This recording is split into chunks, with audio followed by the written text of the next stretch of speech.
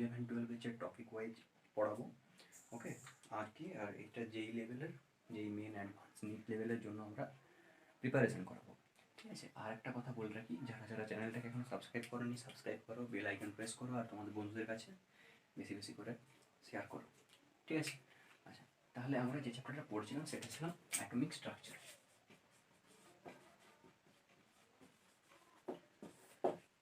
আগের লেকচারে আমরা অ্যাটমিক স্ট্রাকচারের ফান্ডামেন্টাল পার্টিকেল অর্থাৎ ইলেকট্রন, প্রোটন, নিউট্রন, এছাড়া এই ইলেকট্রন, প্রোটন, নিউট্রন কোথায় কীভাবে থাকে সেটা রাদারফোর্ড গোল্ডফয়েল এক্সপেরিমেন্টের মাধ্যমে বুঝতে পেরেছিলাম। এছাড়াও আমরা কী পেয়েছিলাম, আমরা এছাড়াও পেয়েছিলাম যে দু ধরনের ফোর্স পেয়েছিলাম, centripetal force, centrifugal force. Centripetal force অর্থাৎ যেটা কেন্দ্রের দিকে থাকে ফোর্সটা, সেন্ট্রিফিউগাল ফোর্স যেটা বাইরের দিকে থাকে।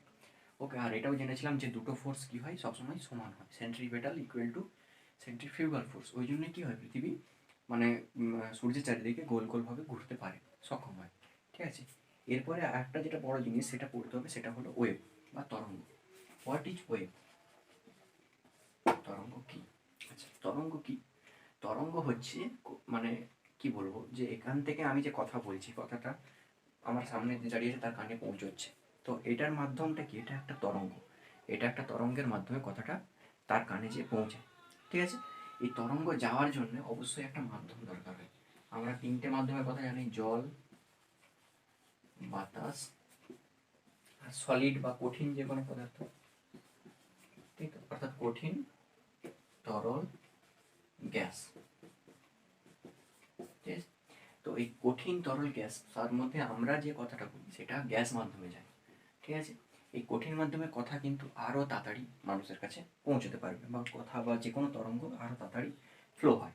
ওকে, আচ্ছা, তো যদি আমরা ওয়েভ সম্বন্ধে বুঝতে চাই তাহলে আমাদের একটা ধারণা আনতে হবে মাথার মধ্যে। ছোটোবেলা আমরা দড়ি টানাটানি খেলা খেলেছি, তাই তো? আর এটাও করেছি যে দড়িটাকে নিয়ে আমরা কি করেছি, এইভাবে ঝাঁকিয়ে দিলে একটা সমুদ্রের ঢেউয়ের মতো একটা মানে এইভাবে সৃষ্টি হয় একটা তরঙ্গের, এটাকে বলা হচ্ছে কি, এটাকে তরঙ্গ সৃষ্টি হয় বা এটাকে তরঙ্গ বলা হয়। ওকে, তো এই তরঙ্গকে আমরা কিছু কিছু টার্ম দিয়ে ডিফাইন করব। কী কী টার্ম সেটা আমাদের জানতে হবে। কী কী টার্ম?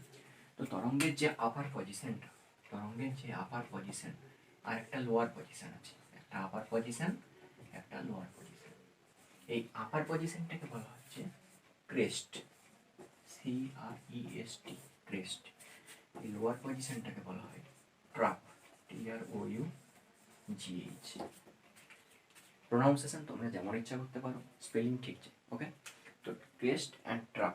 ওকে, আচ্ছা, এবারে যদি আমরা আসি যে এই তরঙ্গের মধ্যে একটা ফুল ওয়েভ, মানে তরঙ্গটা শুরু হয়েছিল এখান থেকে, কমপ্লিট হচ্ছে কোথায়? এইখানে এসে। তরঙ্গটা যেখান থেকে শুরু হয়েছিল আবার ঘুরে সেখান পর্যন্ত আসতে যতটা দূরত্ব অতিক্রম করে তাকে আমরা বলি তার তরঙ্গ দৈর্ঘ্য। কি বললাম? একটা তরঙ্গ যেখান থেকে শুরু হয়েছে সেই পজিশনে আসতে যতটা দূরত্ব সে অতিক্রম করছে তাকে বলা হচ্ছে তার তরঙ্গ দৈর্ঘ্য। মানে অর্থাৎ এটাকে আমরা কি বলবো, তরঙ্গ দৈর্ঘ্য। আবার দুটো যে ক্রেস্ট বা দুটো উঁচু যে ঢেউ, তার ডিস্টেন্সটাকেও আমরা এখানে তরঙ্গ দৈর্ঘ্য বলে ধরবো। এই ডিস্টেন্সটাকেও আমরা তরঙ্গ দৈর্ঘ্য বলে ধরবো। মানে যদি তরঙ্গটা ধরি এখান থেকে শুরু হয়েছিল, তাহলে এই পজিশনে এসে কমপ্লিট হতে যতটা দূরত্ব অতিক্রম করবে সেটাকে আমরা বলবো কি, তার তরঙ্গ দৈর্ঘ্য। এই তরঙ্গ দৈর্ঘ্যের ইউনিট হলো সেন্টিমিটার। কিসে? সিজিএস। সিজিএসে সেন্টিমিটার আর এসআই হচ্ছে মিটার। ওকে, এই তরঙ্গ দৈর্ঘ্যের ইউনিট কি? সিজিএসে সেন্টিমিটার, এসআই মিটার। মিটার এগুলো খাতাতে নোট করবে সব। দেখ, সিজিএসে সেন্টিমিটার, এসআই মিটার। এবারে আমাদের একটা জিনিস জানতে হবে, যে রিলেশন, যেগুলো অঙ্ক করার সময় কাজে লাগে। রিলেশনটা কি না, একটা তো জানি যে মিটার থেকে সেন্টিমিটার হলে আমরা কি করি, 1 মিটার সমান 100 সেন্টিমিটার লিখি। তার মানে যখন আমরা বড় থেকে ছোটতে যাই, এটা যদি আমরা বড় ধরি, এটা ধরি ছোট ধরি, তাহলে বড় থেকে ছোটতে গেলে কি করতে হবে? গুণ। ওকে, মাল্টিপ্লিকেশন করতে হয়। আর যদি আমরা ছোট থেকে বড়তে আসি তাহলে করতে হয় ডিভাইড, ভাগ। ওকে, তাহলে আমরা এখানে বলে দিলাম 1 মিটার সমান 100 সেন্টিমিটার। কী করে পেলাম না, 1 মিটার সমান 1 × 10 স্কোয়ার সেন্টিমিটার লিখতে পারি। 10 স্কোয়ার মানে 100, 100 গুণিত 1 মানে 100 লিখতে পারি তো। আচ্ছা, এরপরে যদি আমরা আসি উল্টোটা, মানে 1 সেন্টিমিটার সমান কত মিটার, তখন কি করব, তখন কি করতে হয়, ভাগ করতে হয়। মানে 100 দিয়ে গুণ করেছিলাম, 100 দিয়ে ভাগ করব। 100 দিয়ে ভাগ করলে কি হবে, এটা জাস্ট সাইনটা উল্টে যাবে মাথায়। ওকে, তার মানে 1 সেন্টিমিটার সমান 10⁻² মিটার। এগুলো ছোটবেলার জিনিস। আচ্ছা, এবারে যদি আমরা আসি আরও কিছু মানে একক, তাহলে আমরা আরও একটা জিনিস পড়েছিলাম 10 ক্লাস বা 9 ক্লাসে, আর্মস্ট্রং। আর্মস্ট্রং চিহ্নকে ডিনোট করা হয় এইভাবে, এ লিখে মাথায় 0। ঠিক আছে, তাহলে 1 আর্মস্ট্রং সমান কত মিটার বা কত সেন্টিমিটার। 1 আর্মস্ট্রং, আর্মস্ট্রং হচ্ছে ছোট ইউনিট, তাহলে ছোট থেকে মিটার বা সেন্টিমিটার মানে বড় ইউনিটে যাওয়ার জন্য ভাগ করতে হয়, মানে উল্টো চিহ্ন বসবে মাথায়, মাইনাস সাইন বসবে মাথায়। ওকে, তাহলে 1 আর্মস্ট্রং সমান হচ্ছে 10⁻10 মিটার, যেটাকে সেন্টিমিটারে করলে 10⁻8 সেন্টিমিটার। নোট করলাম। ঠিক আছে, এরপরে যেটা ব্যাপার সেটা হচ্ছে আরও কিছু ইউনিট আছে যেগুলো হচ্ছে পিকোমিটার, ন্যানোমিটার। তাহলে পিকোমিটার, 1 পিকোমিটার সমান 10⁻12 মিটার, 1 ন্যানোমিটার সমান 10⁻6 মিটার। ওকে, সরি 10⁻9 মিটার। 1 মাইক্রোমিটার বা 1 যেটাকে বলা হচ্ছে মাইক্রোমিটার, মানে এই চিহ্ন দিয়ে ডিনোট করা হয়, ইউ। মাইক্রো চিহ্ন হচ্ছে ইউ। ঠিক আছে, মাইক্রোমিটার সমান হচ্ছে 10⁻6। এই রিলেশনগুলো আমাদেরকে মনে রাখতে হবে, এগুলো কোনো মানে অঙ্ক টঙ্ক নিউমেরিক্যাল করতে গেলে আমাদের সেখানে কাজে আসবে। তো ঠিক আছে, রিলেশনটা নোট করে নাও, ওই যেটা পজ করে নোট করে নেবে। ওকে, এখন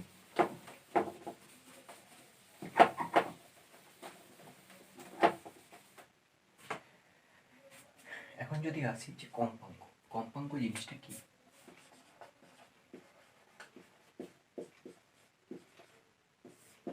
কম্পাঙ্ক জিনিসটা কি, কম্পাঙ্ক কি না, কম্পাঙ্ক হলো একটা বিন্দুর মধ্য দিয়ে 1 সেকেন্ডে যত সংখ্যক তরঙ্গ অতিক্রম করে।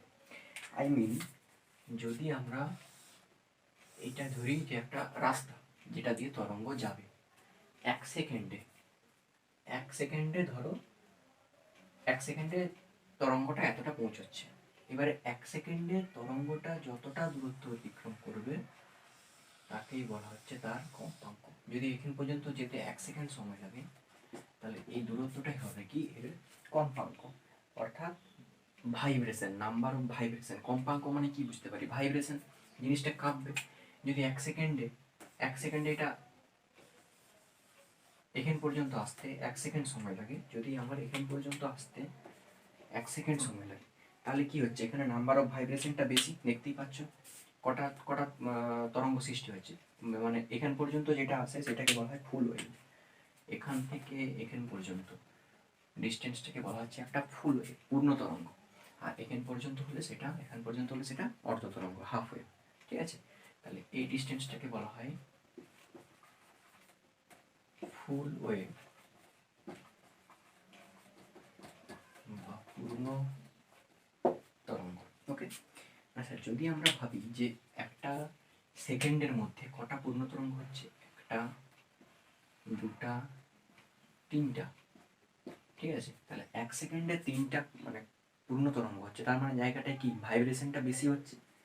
সেমভাবে ভূমিকম্পটা ধরা হয়, ভূমিকম্পের রিক্টার স্কেলে যতটা মানে বেশি, রিক্টার স্কেলের মাত্রাটা যত বেশি হয় তত কি হয়, এর কম্পাঙ্ক তত বেশি আমরা অনুভব করি, মানে ভাইব্রেশনটা বাড়ছে।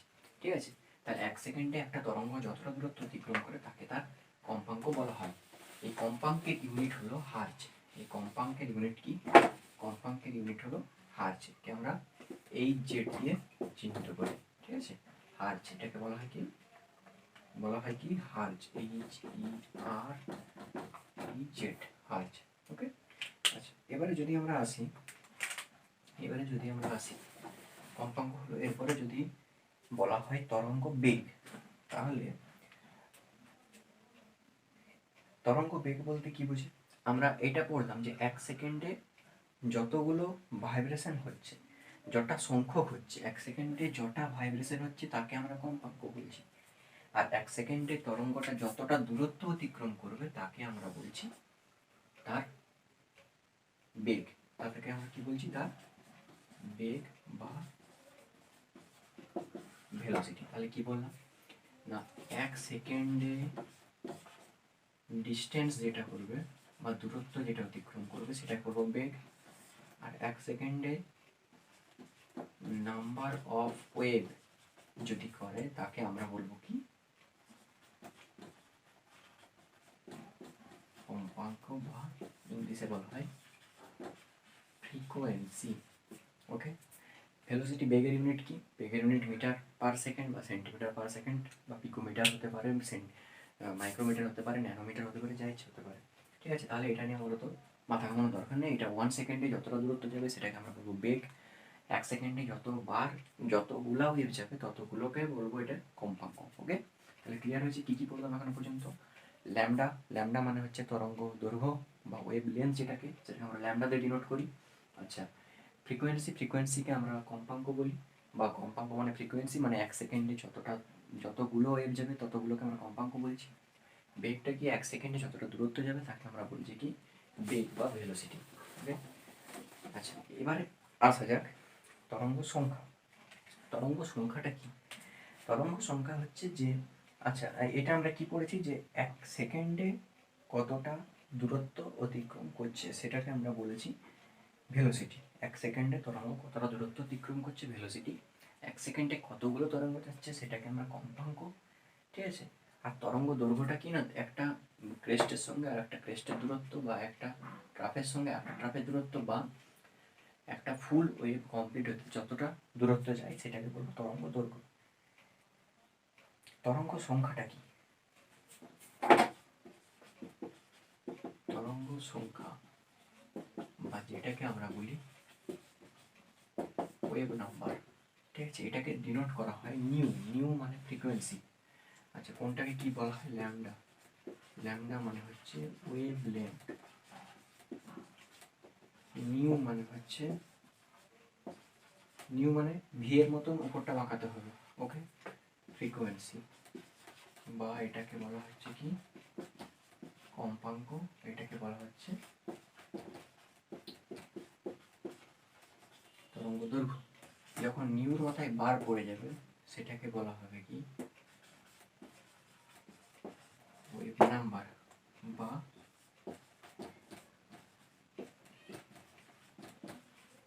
তরঙ্গ সংখ্যা। আর যখন সেটা আমার হয়ে যাবে কি নিউর মাথায় বার পড়ে গেল, বার চিহ্ন বলা এটাকে, নিউ বার মানে হচ্ছে তরঙ্গ সংখ্যা। আর যখন ভি লেখা হবে তখন সেটা হচ্ছে ভেলোসিটি বা বেগ। ওকে, আচ্ছা তাহলে নিউ বারটা কি? নিউ বার বা তরঙ্গ সংখ্যা হলো যে প্রতি সেন্টিমিটার দৈর্ঘ্যে কোনো তরঙ্গ দ্বারা সৃষ্ট পূর্ণ তরঙ্গ সংখ্যা। তার মানেটা কি? তার মানেটা হচ্ছে যে 1 সেন্টিমিটার দূরত্বের মধ্যে কতগুলো পূর্ণ তরঙ্গ হচ্ছে। যদি আমি ধরি এখান পর্যন্ত আমার 1 সেন্টিমিটার ডিস্টেন্স, তাহলে এই 1 সেন্টিমিটার যেতে আমার কতগুলো পূর্ণ তরঙ্গ আসবে? কটা পূর্ণ তরঙ্গ আসছে? একটা, দুটা, আর এখানে যদি আমরা এখান পর্যন্ত ধরলাম, এখান পর্যন্ত আমার ডিস্টেন্স হচ্ছে 1 সেন্টিমিটার, তাহলে 1 সেন্টিমিটারে কটা পূর্ণ তরঙ্গ? একটা, দুটা, তাহলে 2 হচ্ছে এর ওয়েভ নাম্বার বা তরঙ্গ সংখ্যা। বোঝা গেছে? এর ইউনিট কি? এর ইউনিট বা একক হলো সেন্টিমিটার ইনভার্স। Centimetre inverse. তাহলে জিনিসটা কি বললাম না, 1 সেকেন্ডে যতটা দূরত্ব অতিক্রম করে তাকে বলে, 1 সেকেন্ডে যতটা দূরত্ব অতিক্রম করে তাকে বলে বেগ। 1 সেকেন্ডে যত সংখ্যক তরঙ্গ যায় তাকে বলা হয় কম্পাঙ্ক। ঠিক আছে, আচ্ছা আর তরঙ্গ সংখ্যাটা কি না, 1 সেন্টিমিটারে কতগুলো তরঙ্গ মানে সংখ্যা যাবে, কত সংখ্যক পূর্ণ ওয়েভ যাবে সেটাকে বলা হচ্ছে তার তরঙ্গ সংখ্যা। এবারে আসবো রিলেশন। রিলেশনটা কি জানতে হবে। নিউ বার সমান হচ্ছে 1/λ। নোট করো, নিউ বার সমান হচ্ছে 1/λ। মানে কি? মানে হলো তরঙ্গ সংখ্যা বা ওয়েভ নাম্বার সমান হচ্ছে 1/ওয়েভ লেন্থ। ওকে, ওয়েভ নাম্বার সমান হচ্ছে 1/ওয়েভ লেন্থ। দুটো রিলেশন পড়তে হবে, এটা 1 নম্বর। 2 নম্বর রিলেশন হলো ভি ইকুয়াল টু, দেখো V equal to nu lambda. এর মানে কি? এর মানে হলো যে বেগ ইকুয়াল টু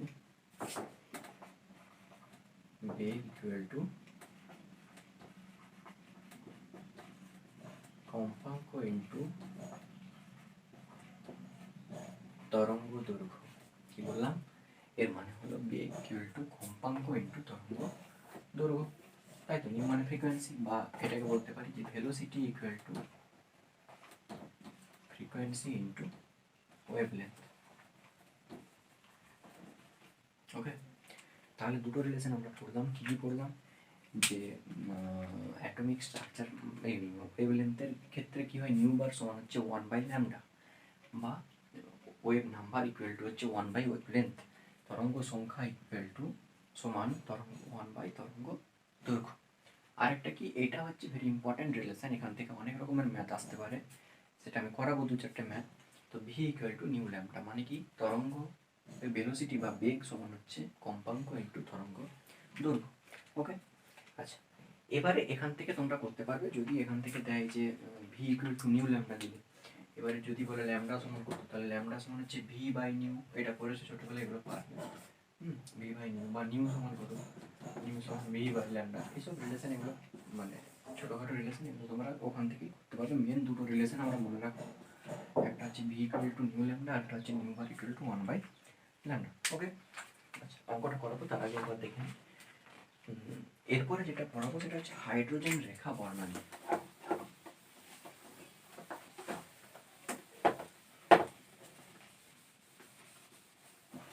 এরপরে যেটা পড়াবো সেটা হলো হাইড্রোজেন রেখা বর্ণালী।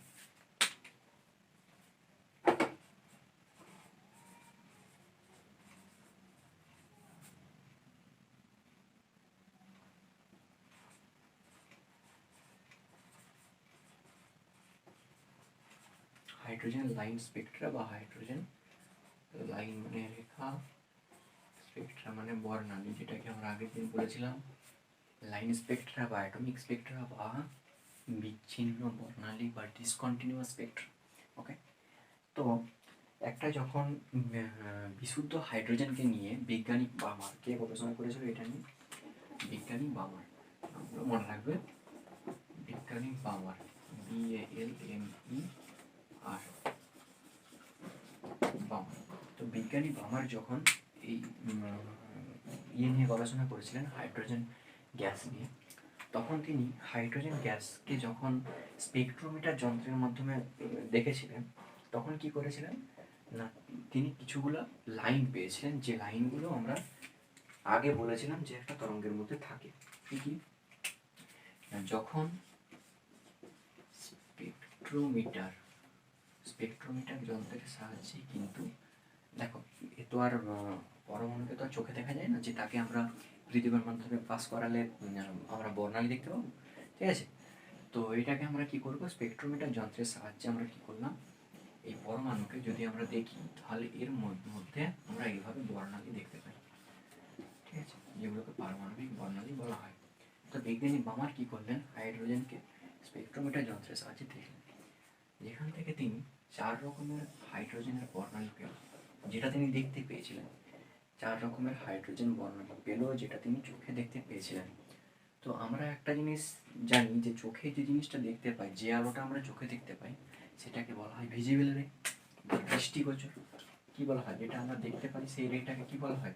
সূর্য থেকে তো অনেকগুলো আলো আছে, তার মধ্যে সব আলো কি দেখতে পাই আমরা? এক্স রে দেখতে পাই, কসমিক রে, গামা রে, মাইক্রোওয়েভ, এগুলো দেখতে পাই না, রেডিও ওয়েভ দেখতে পাই না, কিন্তু শুধুমাত্র ভিজিবল লাইট যেগুলো চোখে দেখতে পাই, সেগুলোকে বলা হচ্ছে ভিজিবল রে, ঠিক আছে?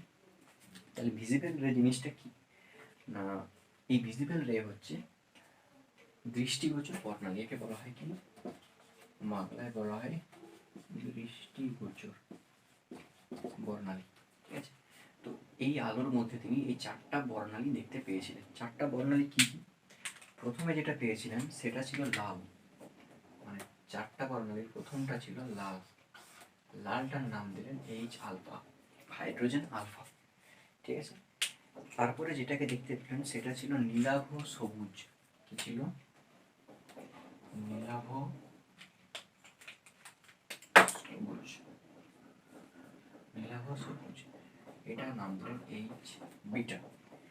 এটা কি ছিল? নীলাভ সবুজ, বা এটার নাম দিলেন তিনি এইচ বিটা। ওকে,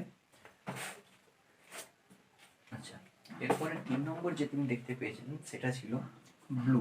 সেটা কি ছিল? সেটা ছিল ব্লু। তার মানে এটাকে আমরা লিখতে পারি এইচ গামা, এর নাম দিলেন এইচ গামা। আর 4 নম্বর যেটা দেখতে পেয়েছিলেন সেটা ছিল বেগুনি। বেগুনি কালার আমার কাছে নেই, তো ধরে নাও এটা একটা বেগুনি, কালোটাকে বেগুনি দিয়ে দিই, এটা বেগুনি, ঠিক আছে? এটা হচ্ছে বেগুনি, আর এটার নাম দিয়েছিল এইচ ডেল্টা। তাহলে কি কি বর্ণালী পেল? এক পেয়েছিল এইচ আলফা যেটা লাল রঙের, এইচ বিটা যেটা নীলাভ সবুজ রঙের, ঠিক আছে? নীলাভ সবুজ, এইচ গামা যেটা হচ্ছে নীল রঙের, এইচ ডেল্টা যেটা হচ্ছে কি রঙের? কালো না, কালো নয়, বেগুনি রঙের। ওকে, আচ্ছা, তো আমরা তো বলছি আমরা প্রথমে এইচ আলফা, তাহলে লিখছি কেন এইচ আলফা এখানে? কেন এইচ আলফা আমরা বলছি প্রথমে, কিন্তু লিখছি কেন শেষে? এর কারণ কি? না এমনি বলছি? না, কারণ আছে। কারণটা কি? কারণটা হলো যে আমরা জানি কি, যে যখন তরঙ্গ দৈর্ঘ্য লাল রঙের বেশি আর বেগুনি রঙের কম, মানে ভিভ জিওর যদি লেখা হয় তাহলে ভায়োলেট, ইন্ডিগো, রেড। ওকে, তাহলে এখানে হলো ভায়োলেট, আর এখানে যখন আস্তে আস্তে যাচ্ছি তখন এটাকে বলবো কি না এইচ ডেল্টা, এইচ গামা, সাইনগুলো দেখে নাও, এইচ বিটা, এইচ আলফা, এইভাবে 4টা সে দেখতে পেয়েছিল কালার। কে? বামার, বিজ্ঞানী বামার হাইড্রোজেন গ্যাসকে যখন স্পেকট্রোমিটার যন্ত্রের সাথে দেখেছিলেন তখন তিনি 4টা বর্ণালী পেয়েছিলেন। বর্ণালীগুলো হলো যথাক্রমে H alpha, H beta, H delta. প্রথমে একটা রেড, তারপর একটা ব্লু গ্রিন, তারপর একটা ব্লু, তারপর একটা পার্পল বা ভায়োলেট, ঠিক আছে?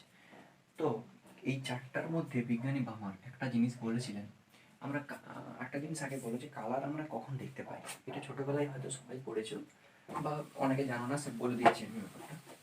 কালার আমরা কখন দেখতে পাই? যখন একটা ইলেকট্রন, এটা একটা ইলেকট্রন, এই ইলেকট্রনটা যখন তার নিজের ঘর থেকে উপরের, তার মানে হায়ার স্টেটে, তার নিজের যে ঘর, সেটাকে যে ঘরে সে থাকে সেটাকে বলা হচ্ছে গ্রাউন্ড স্টেট বা ভূমিস্তর, ঠিক আছে? যখন একটা ইলেকট্রন গ্রাউন্ড স্টেট থেকে জাম্প করছে তার উচ্চ, মানে উত্তেজিত স্তরে, বা যেটাকে বলা হচ্ছে কি এক্সাইটেড স্টেট, বা এটাকে বলা হচ্ছে উত্তেজিত স্তর। ইংলিশটা মনে রাখবে, কারণ গ্রাউন্ড স্টেটকে আমরা পরবর্তীকালে জিএস, এক্সাইটেড স্টেটকে ইএস দেবো, বারবার তো লেখা যাবে না, তাই তো? তাহলে জিএস আর ইএস লিখলাম। তাহলে একটা ইলেকট্রন যখন জিএস থেকে ইএসে যাচ্ছে, গ্রাউন্ড স্টেট থেকে এক্সাইটেড স্টেটে যাচ্ছে, কখন যাবে?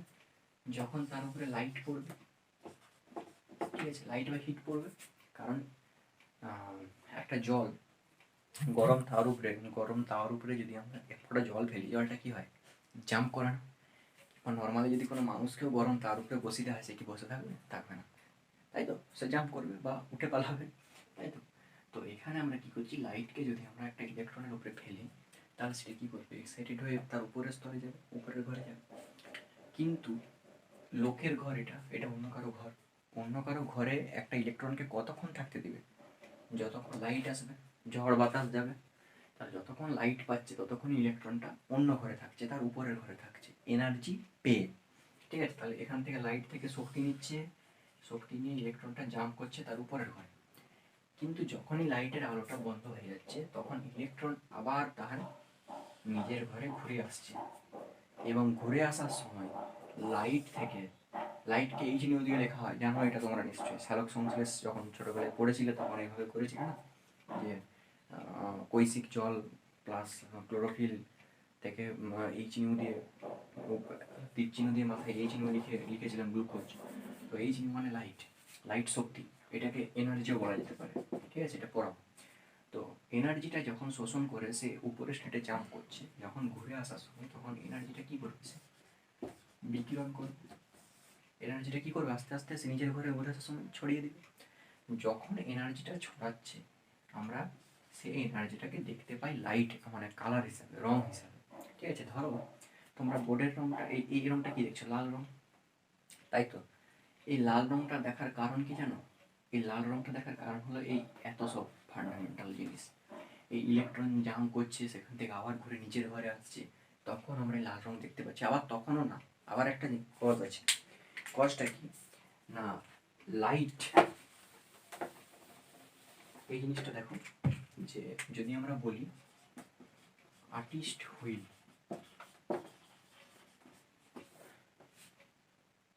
আর্টিস্ট হুইল, ঠিক আছে, আর্টিস্ট হুইলটা কি, যদি একটা আমরা এইভাবে করি, চক্র আঁকলাম, এবারে 10টা ঘর টেনে নাও, 1টা 2টা 3টা 4টা 5টা 6টা 7টা 8টা 9টা 10টা, ওকে, 10টা ঘর আমরা টেনে নিলাম। 10টা ঘরের মাঝে এবারে আমরা পরপর লিখব ভি জিও, ঠিক আছে। তো এখান থেকে যেখান থেকে শুরু করতে পারি, V I B G Y, ঠিক আছে। এর মাঝখানে কি এই ব্লু আর গ্রিন দুটো মিশে করে থাকবে, ব্লু গ্রিন, গ্রিন আর ইয়েলো, ঠিক আছে। ইয়েলো, একটা জিনিস ভুল হয়ে গেল, গ্রিন, ব্লু গ্রিন, তারপরে গ্রিন, তারপরে এখানে থাকবে ইয়েলো, আর এখানে থাকবে green yellow. V G orange red, orange yellow orange red purple, কি হলো, ইয়েলো অরেঞ্জ রেড পার্পেল। 11টা ঘরে গেছে মনে হয়, 1 2 3 4 5, হ্যাঁ 11টা ঘরে গেছে। তো আমরা এখানে দেখতে পেলাম কি,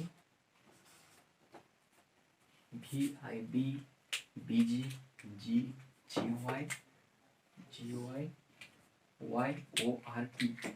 এবারে যদি লাইটটা, এই যে এখান থেকে বলেছিলাম লাইট পড়ছে, ইলেকট্রন জাম্প করছে তার উপরের ঘরে, সেখান থেকে যখন ঘুরে আসছে তখন আমরা কালার দেখতে পাচ্ছি।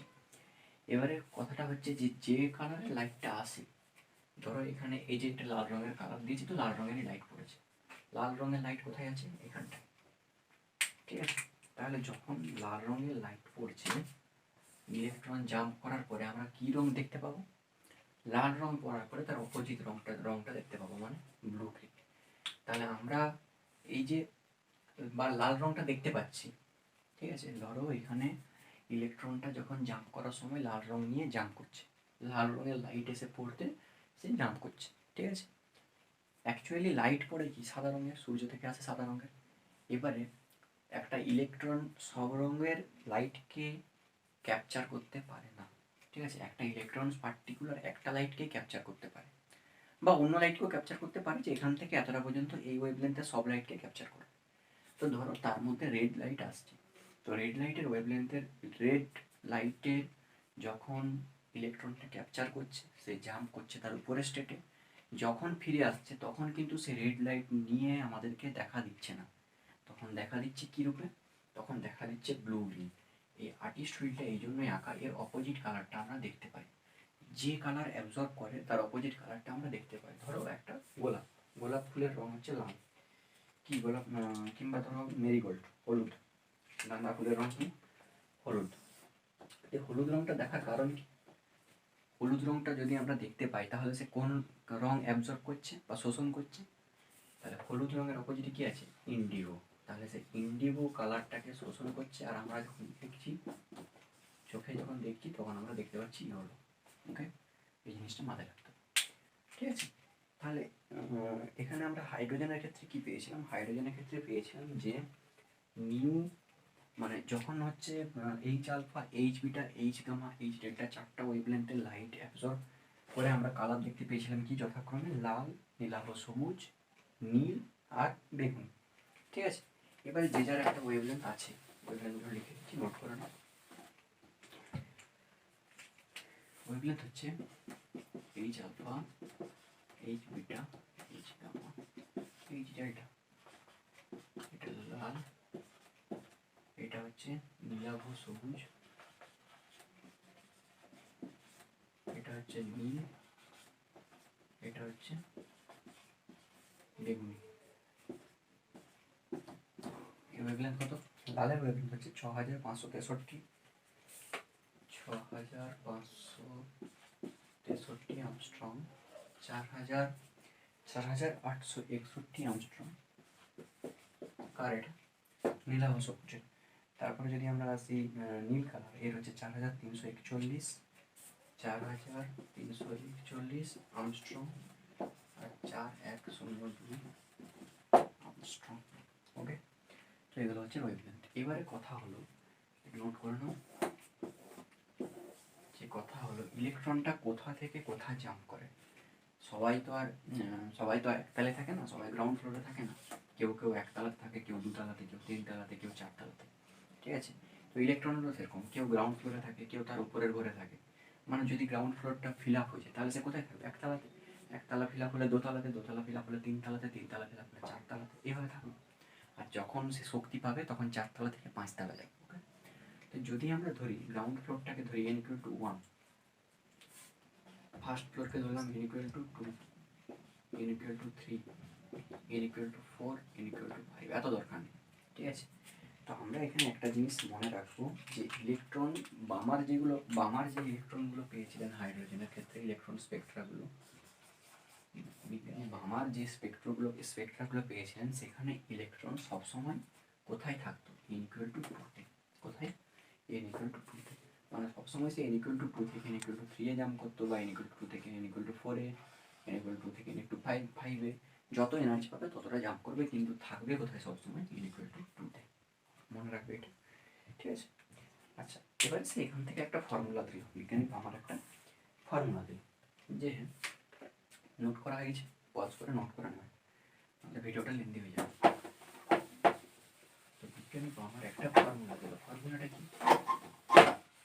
ফর্মুলাটা হলো যে নিউ বার, বা যেটাকে আমরা বলছি ওয়েভ নাম্বার। ওয়েভ নাম্বার সমান হচ্ছে আর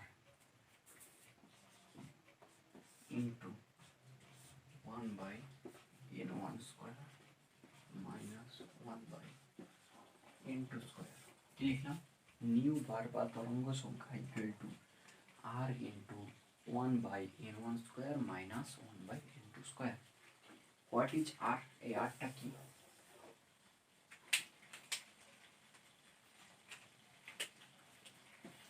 আরটা হলো রিডবার্গ কনস্ট্যান্ট, ঠিক আছে, যেটার মান হলো 109737 সেন্টিমিটার ইনভার্স। 1097 বুলা 3 নম্বর। ওকে, গুগল করে নেবে, বুলা 3 নম্বর 1097। তো এইভাবে মনে রাখা সম্ভব আর কি, তাই তো? আমরা এইভাবে মনে রেখেছি 109737 সেন্টিমিটার ইনভার্স, এটা হলো রিডবার্গ কনস্ট্যান্ট, ঠিক আছে। তাহলে একটা জিনিস আমরা বুঝতে পারলাম যে ওয়েভ নাম্বার সমান হচ্ছে আর ইন্টু 1/n1² মাইনাস 1/n2²। ওকে, আচ্ছা, এরপরে এই বিজ্ঞানী বামারের পরে আর n1টা কি? n1টা হলো গ্রাউন্ড স্টেট। n1 হচ্ছে গ্রাউন্ড স্টেট, যে স্টেটে ইলেকট্রনগুলো থাকে, যেটা নিজের ঘর। আর n2 হচ্ছে এক্সাইটেড স্টেট, বা এনার্জি পাওয়ার পরে যখন সে লোকের ঘরে চলে যাচ্ছে, সেই ঘরটা হবে। আচ্ছা, তো যদি আমরা এখানে দেখি যে বিজ্ঞানী বামার হাইড্রোজেনের 4টা স্পেকট্রা পেয়েছিলেন, কোথায় কোথায়? তাহলে বিজ্ঞানী বামার হাইড্রোজেনের 4টা স্পেকট্রা পেয়েছিলেন। কি কি বলো? H alpha, H beta, H gamma, H delta। তো বিজ্ঞানী বামার এগুলো পেয়েছিলেন, এগুলো চোখে দেখতে পেয়েছিলেন, ঠিক আছে, মানে এগুলো ভিজিবল রের মধ্যে পেয়েছিলেন। এবারে যদি আমরা আসি এর পরবর্তীকালে আরো 5 জন বিজ্ঞানী এর মাঝখানে আরো সূক্ষ্ম স্পেকট্রা পেয়েছিল, এইভাবে আরো সূক্ষ্ম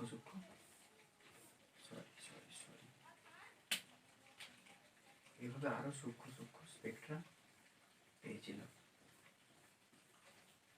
ঠিক আছে। এই 4টা স্পেকট্রার মাঝে আরো সূক্ষ্ম স্পেকট্রা পেয়েছিল। তো বিজ্ঞানীগুলোর নাম পড়তে হবে, আর তিনি কোন লাইটের মধ্যে পেয়েছিলেন সেটা দেখতে হবে। ওকে, যদি আমরা আসি প্রথম বিজ্ঞানী, তার নাম হলো, মানে যে পেয়েছিলেন তিনি, তার নাম তো বামার, আমরা জানি বামার আছে। প্রথম বিজ্ঞানীর নাম দিলাম এটা লিম্যান, বামারের পরে ক্যাপচার করলো লিম্যান বা লিম্যান বামার প্যাসেন, PASCHEN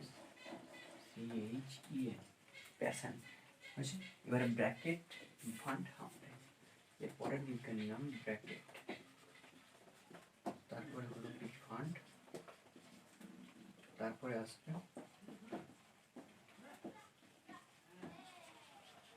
হামফ্রে।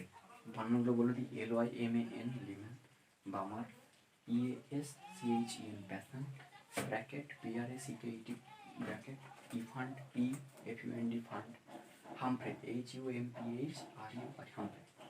তো এই বিজ্ঞানীরা যে ওয়েভলেন্থগুলো পেয়েছিলেন সেই ওয়েভলেন্থগুলো যথাক্রমে কী কী? বিজ্ঞানী বামার কি পেয়েছিলেন? বিজ্ঞানী বামার পেয়েছিলেন n=2, তার ঘর কোথায়? n=2 মানে সরি n1=2, যেটা গ্রাউন্ড স্টেট, আর এটা কি এক্সাইটেড স্টেট।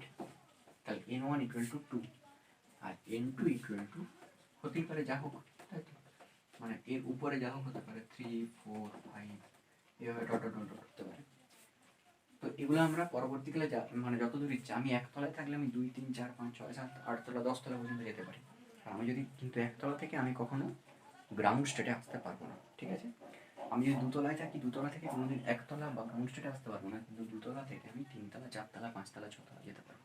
ওকে, তো লিম্যান কী করলেন? লিম্যান এরপরে যে মানে ওয়েভলেন্থটা ধারণা দিলেন সেটা হলো, সেটা n1=1 পাওয়া গিয়েছিল, মানে সেখানে ইলেকট্রনটা থাকতে কোথায়? গ্রাউন্ড স্টেটে। তাহলে এর n2 কি 2, 3, 4, এগুলো বারবার লিখবো না, 2, 3, 4, 5 হতেই পারে, যা ইচ্ছা। একটা ইলেকট্রন সবসময় উপরের দিকে যাবে কিন্তু নিচের দিকে আসবে, ঠিক আছে। তো বিজ্ঞানী আমার এটা পেয়েছিলেন কোথায়? এটা পেয়েছিলেন ভিজিবল, আমি পরে আসছি। প্যাসেনের ক্ষেত্রে n1=3, ব্র্যাকেটের ক্ষেত্রে n1=4, পিফান্ডের ক্ষেত্রে n1=5, হামফ্রের ক্ষেত্রে n1=6 আছে। আর n2= এগুলো যথাক্রমে 4, 5, 6, এটা হচ্ছে 5, 6, 7, এর ক্ষেত্রে হচ্ছে তোমার 6, 7, 8, আর এর ক্ষেত্রে 7, 8, 9, এসব পরপর হতে থাকবে। ওকে, আচ্ছা। তো যদি আমরা আসি যে বিজ্ঞানী বামার এই ওয়েভলেন্থটা পেয়েছিলেন কোথায়? ভিজিবল ক্ষেত্রে বা দৃষ্টিগোচরে, ভিজিবল, তার জন্য দেখা গিয়েছে। লিম্যান কোথায় পেয়েছিলেন? লিম্যান হচ্ছে ইউভি বা আল্ট্রাভায়োলেট, যেটা ইউভি রে তোমরা জানো, অতিবেগুনি যেটাকে বলা হয়, ঠিক আছে। আচ্ছা, আর বাকি যতগুলো পাওয়া গেছিল সব ইনফ্রারেড, আইআর, আর এটা হচ্ছে আইআর এর থেকেও পরে, ফার আইআর, এটা ফার আইআর মানে একটু দূরে, বা আয়ারটাকে বলা হয় অবলোহিত, ফার আয়ারটাকে বলা হচ্ছে অতি অবলোহিত। এই তিনটাই কিন্তু সব ফার আয়ারে পাওয়া গেছিল, তিনটাই। এটা আয়ারে, এটা ভিজিবল, এটা ইউভিতে। বোঝা গেছে? তাহলে 5টা বিজ্ঞানের নাম বোঝা গেছে। এবারে যদি আমরা অঙ্ক 2-4টা দেখি তাহলে বোঝা যাবে। ফর্মুলা কিন্তু মনে রাখতে হবে, এই ফর্মুলা দিয়ে অঙ্ক আমি দেবো।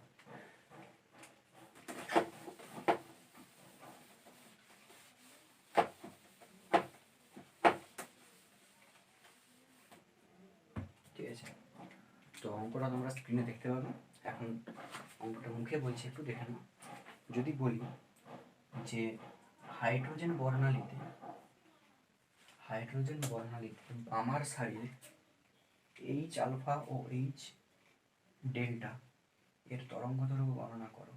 ঠিক আছে, কি বললাম? হাইড্রোজেন বর্ণালীতে বামার সারির H আলফা ও H ডেল্টা এর তরঙ্গদৈর্ঘ্য গণনা করো। ঠিক আছে, তো এখানে আমরা H আলফা আর H ডেল্টা ধরার সময় বামার সারি বলেছে, তাহলে আমরা কি ধরবো? বামার সারি যদি বলে তাহলে আমরা সবসময় n1=2 ধরবো। ঠিক আছে, এবারে n1=2 বলা হয়েছে, তাহলে n2 সমান কত ধরবো? n2 সমান কত ধরবো? তাহলে n2 সমান ধরবো 2 থেকে জাম্প করছে। ঠিক আছে, দেখো এটা 2 থেকে জাম্প করছে, 2 এর পরে কটা ঘর আছে? 3, 4, 5, 6। যখন এখানে 3 এ জাম্প করছে তখন আমরা কি পাচ্ছি? H আলফা, যখন 4-এ জাম্প করছে তখন আমরা পাচ্ছি এইচ বিটা, যখন 5-এ জাম্প করছে তখন আমরা পাচ্ছি এইচ গামা, যখন 6-এ জাম্প করছে তখন আমরা পাচ্ছি এইচ ডেল্টা। তাহলে যদি আমরা আলফার ক্ষেত্রে তরঙ্গ দৈর্ঘ্য বের করাতে চাই তাহলে আমরা কি করব, n1 = 2, n2 = কত, বোঝা গেছে, n2 = 3, কারণ 2 থেকে 3-এ জাম্প করলে এইচ আলফা পাবো। ঠিক আছে, কেন পাবো, কারণ যদি সামনাসামনি জাম্প করে তাহলে এনার্জিটা কি হচ্ছে, কম লাগছে, আর এনার্জি কম মানে ওয়েভলেন্থ বেশি। আমরা বলেছি যে রেড লাইট দূর থেকে দেখা যায় তার ওয়েভলেন্থ বেশি, তরঙ্গদৈর্ঘ্য বেশি, তাই তো আমরা তার এনার্জি কম পাচ্ছি। ক্লিয়ার, এখানে কম এনার্জি নিয়েছে বলে কম উচ্চতায় ঝাঁপ মেরেছে, তাই তো, কম উচ্চতায় জাম্প করেছে, তাই যদি কম উচ্চতায় জাম্প করে তখন কি হবে, তার এনার্জিটা বেশি হবে, এই এনার্জিটা কম হবে। ঠিক আছে, আর ওয়েভলেন্থটা বেশি হবে। ওকে, তো n1 = 2, n2 = 3, এটা কার ক্ষেত্রে, এইচ আলফার ক্ষেত্রে। তাহলে ফর্মুলা কি, নিউ বার = r × 1/2² - 1/3²। একবার পুট করে দিলাম ফর্মুলা, নিউ বার = আমরা কি বসাবো, 1/λ, হ্যাঁ, 1/λ = r × 1/4 - 1/9, আর এর মান 109737 × 1/4 - 1/9। এই ল্যামডার মান বের করতে বলছে তরঙ্গ দৈর্ঘ্য, তাহলে ল্যামডা সমান কি লিখবো, যেটা পাবে তাকে ইনভার্স করবে। ঠিক আছে, ল্যামডা যেটা পাবে, এখানে যেটা পাবে ভ্যালু, সেটাকে ইনভার্স করলে ল্যামডার মানটা পাওয়া যাচ্ছে 6.565 × 10⁻⁻5 সেন্টিমিটার, 10⁻⁻5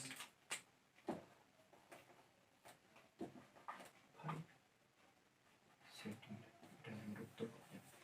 আচ্ছা, এইচ ডেল্টা যেটা, সেটাও সিমিলারলি বের করা হবে।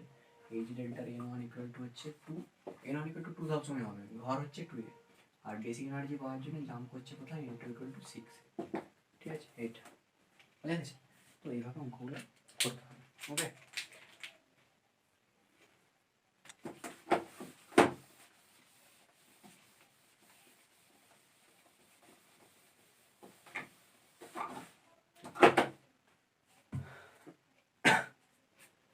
ঠিক আছে, বাকি অঙ্কটা তোমরা প্র্যাকটিস করবে ওখান থেকে, বই থেকে, ঠিক আছে, বা যে কোনো নোটস থেকে, আমি যদি পারি অঙ্ক আমি অ্যাড করে দেবো, ভিডিও ইয়েতে পেয়ে যাবে, ঠিক আছে, মাঝখানে ইমেজ হিসাবে পেয়ে যাবে ওটা। আচ্ছা, এরপরে যেটা আসবো, যে সূর্য থেকে যে আলোগুলো আসে তারা কেমনভাবে থাকে, ঠিক আছে, কেমনভাবে থাকে, সূর্য থেকে যেটা আসে কী কী রে আসে, প্রথমে মনে রাখবো কসমিক রে, এটা নোট করে নেবে, কসমিক রে, তারপরে gamma ray, X ray, UV visible, infrared, UV visible, infrared, microwave, radio wave, microwave,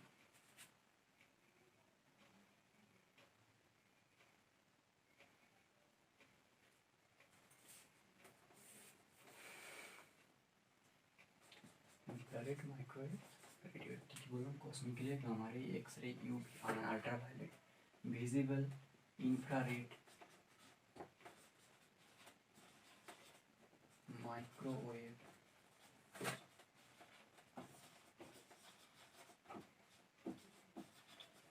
radio wave বা বেতার তরঙ্গ। তো এখান থেকে আমরা জিনিসটা জানি যে ইউভি থেকে আবার ভাগ করা হয়েছে এভাবে, ভিজিও রে, ঠিক আছে, রেড লাইটের ওয়েভলেন্থ বেশি, তাই আমরা এনার্জি কম, তাই এনার্জি অর্ডারটা হচ্ছে এভাবে, এটা হচ্ছে এনার্জি অর্ডার, এনার্জি সব থেকে বেশি কসমিক রে, তারপরে সব থেকে কম হচ্ছে রেডিও ওয়েভ। ঠিক আছে, আচ্ছা, এনার্জি যদি বেশি হয়, মানে এদিকে গেলে যদি এনার্জিটা বেশি হয়, তাহলে এদিকে গেলে কি কি কম হবে, ওয়েভলেন্থটা বেশি হবে, এদিকে গেলে ওয়েভলেন্থ বেশি হবে, এনার্জি বেশি হবে কোন দিকে গেলে, এদিকে গেলে, ওইদিকে গেলে ওয়েভলেন্থ বেশি, এদিকে গেলে এনার্জি বেশি, আর যার এনার্জি বেশি তার ফ্রিকোয়েন্সিও বেশি, এটা এনার্জির সঙ্গে ফ্রিকোয়েন্সি বা কম্পাঙ্ক, বোঝা গেছে। তাহলে এনার্জি বেশি, ফ্রিকোয়েন্সি বেশি কোন দিকে গেলে, কসমিক রে, আর ওয়েভলেন্থ বেশি কার, রেডিও ওয়েভের। ওকে, রেডিও ওয়েভের ওয়েভলেন্থ বেশি বলেই আমরা এখানে ফোন করলে ওখানে শোনা যায় তার তরঙ্গ, ঠিক আছে? তো এই জিনিসগুলো মনে রাখতে হবে। এবারে যেটা আছে যে বিকিরণের একটা কোয়ান্টাম মতবাদ আছে, ঠিক আছে? সেটা কিছু না, সেটা হচ্ছে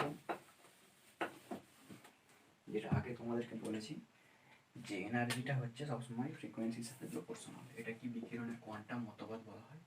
এটা বলা হয় যে এনার্জি সবসময় নিউর সাথে প্রপোর্শনাল, ঠিক আছে? আর একটা জিনিস মনে রাখতে হবে, যদি এই নিউটাকে ওই প্রপোর্শনালিটিকে ওঠানো যায় তাহলে এইচ বসে একটা কনস্ট্যান্ট বসে। এইচটা কি কনস্ট্যান্ট? এইচটাকে বলা হয় প্ল্যাঙ্ক কনস্ট্যান্ট।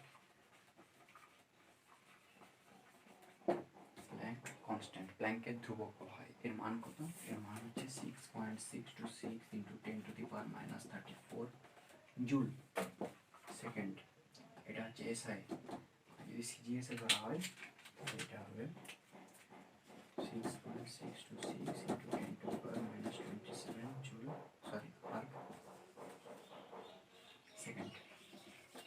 ওকে, এই দুটো মান মনে রাখবে, এটা সারা জীবন কাজে লাগবে। এইচের মান জুলের এসআই কত আর সিজিএসে কত, ঠিক আছে? 6.626 ইন্টু 10⁻³ জুল সেকেন্ড, আর এটা হচ্ছে 6.626 ইন্টু 10⁻27 সেকেন্ড, ঠিক আছে? আর সেকেন্ড। তো ইকুয়াল টু এইচ নিউ, এটা কি? এটা হচ্ছে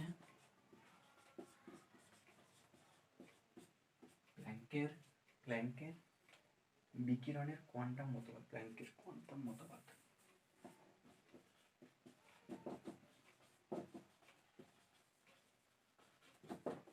ক্লিয়ার?